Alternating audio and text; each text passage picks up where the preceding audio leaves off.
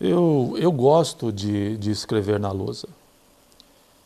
Eu gosto de escrever na lousa porque é uma forma de eu organizar o meu pensamento, colocar esse meu pensamento na lousa em forma de alguns textos elaborados ali naquele momento.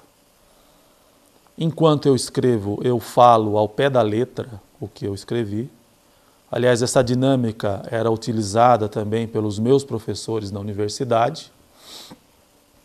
Eu solicitava aos meus professores para que, ao escreverem, falassem exatamente o que estavam escrevendo. Isso foi uma dinâmica que todos os professores no curso de licenciatura fizeram. Isso me ajudava muito, esse processo de audiodescrição, vamos dizer assim, né? Na época. Como pesquisador, o meu trabalho como pesquisador na Unesp é um trabalho de pesquisa na área de ensino, basicamente de ensino de física, ensino de ciências para alunos com necessidades especiais. Eu tenho pesquisa individual que eu faço e eu oriento alunos do curso de pós-graduação em Educação para Ciências da Unesp de Bauru e também tenho orientado alunos do curso de ensino de física interunidades da USP de São Paulo. O trabalho de pesquisa, ele gira em torno dos processos de leitura e de escrita. Leitura do que a gente está escrevendo ou do que os orientandos escreveram e escrita de relatórios, escrita de artigos, escrita de livros. Isso tudo é proporcionado pelo computador e pelo ledor, pelo scanner também. O scanner, ele proporciona que você digitalize textos que estão no papel. Sobre esse assunto, é importante dizer que o computador com o ledor de tela, ele não é uma panaceia, quer dizer, ele não é a solução para todos os males. Existem muitos e muitos problemas que eu gostaria de descrever. Bom, em primeiro lugar, não é todo o conteúdo que se encontra digitalizado que é acessível a um ledor de tela.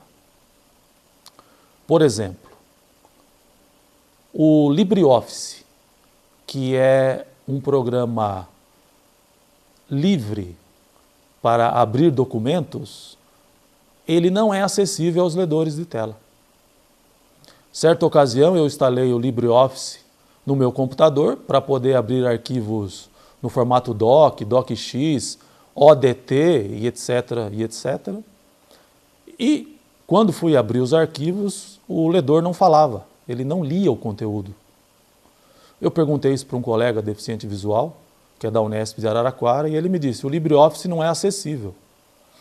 Então, essa foi uma coisa que eu fui aprendendo. Arquivos imagem com extensão JPG e vários arquivos PDF não são acessíveis.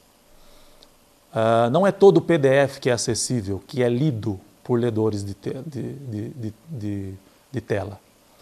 Depende da forma como ele é salvo, depende se ele está protegido.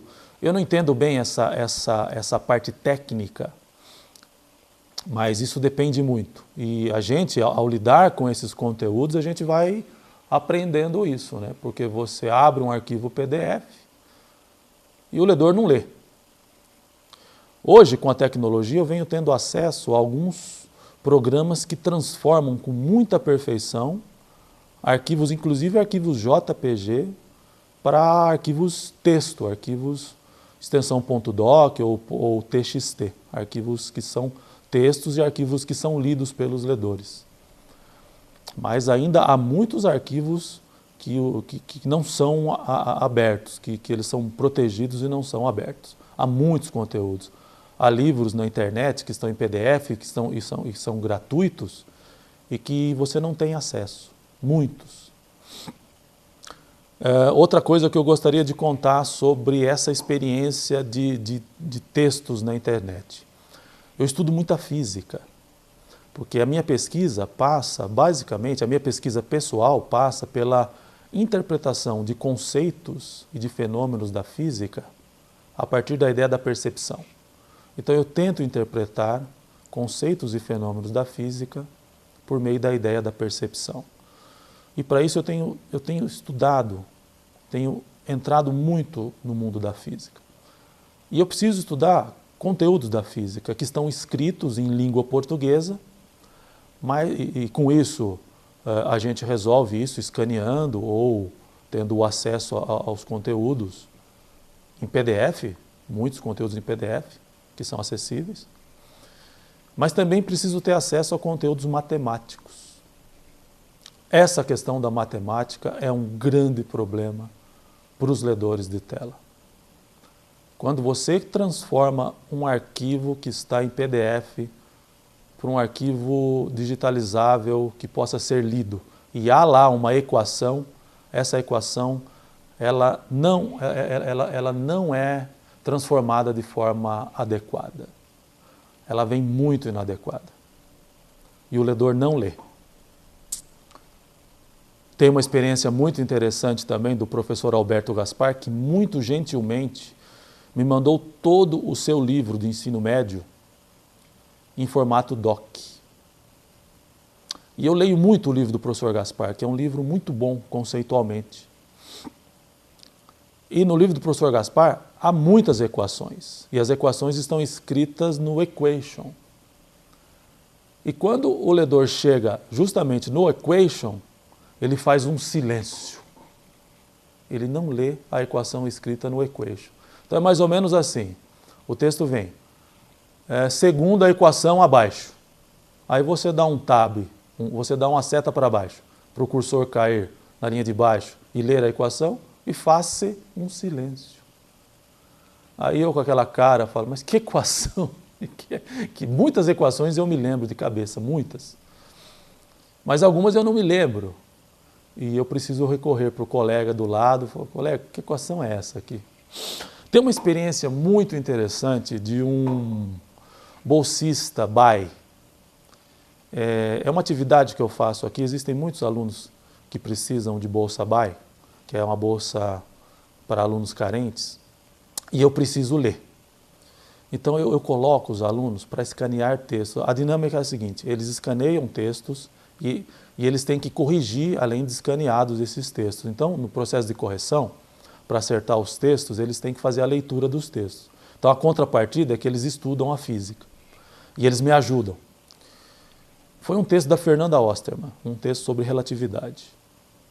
Quando eu fui ler o texto, e aconteceu justamente essa dinâmica, observe a equação abaixo. Eu falei, já vem a equação inacessível. Quando eu dei a seta para baixo, o computador leu a equação. S é igual a S0 mais 1 sobre a raiz quadrada.